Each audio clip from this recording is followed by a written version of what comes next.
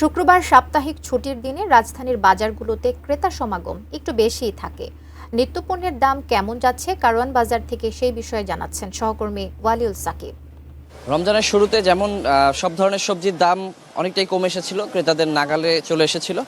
সেই তুলনায় আমরা দেখেছিলাম যে ঠিক ঈদের আগ মুহূর্তে কিন্তু আবারও সবজির দাম বেশ বাড়তে শুরু করে এবং প্রায় প্রতিটি সবজির দামই কিন্তু 20 থেকে 30 টাকা, 40 টাকা, 50 টাকা পর্যন্ত বাড়ে। এবং ঈদের সময়টা আমরা দেখেছি যে প্রচুর পরিমাণে উচ্চ দামে কিন্তু সবজিগুলো বিক্রি হয়েছে বিভিন্ন এলাকাভিত্তিক বাজারগুলোতেও, এছাড়া কারওয়ান বাজারেও। তবে আমরা এই মুহূর্তে আজকে যেমনটা দেখতে পাচ্ছি যে দাম ঈদের সময় যে দামটা বেড়েছিল সেটা কিছুটা কমে আসতে শুরু করেছে। আমরা কোথাও কোথাও কিন্তু দেখতে পাচ্ছি যে কিছুটা বাড়তি দামে কিন্তু সবজি বিক্রি হচ্ছে। বিশেষ করে কয়েকজন ক্রেতা আমার কাছে অভিযোগ করছিলেন যে ঈদের সময় যে বাড়তি দামটি সেটাই কিন্তু অনেকে রাখছেন।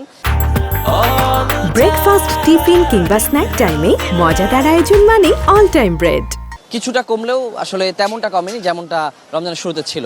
তবে ভিন্ন চিত্র আমরা দেখেছি যে আমরা অনেকটাই কম দামে বিক্রি হতে দেখছি। অনেক ক্রেতা কিন্তু স্বস্তিও প্রকাশ করেছেন। তারা বলছেন যে হ্যাঁ, ঈদের সময় যে বাড়তি দামটা ছিল সরবরাহ কম থাকায় সেটি অনেকটাই কমে আসতে শুরু করেছে।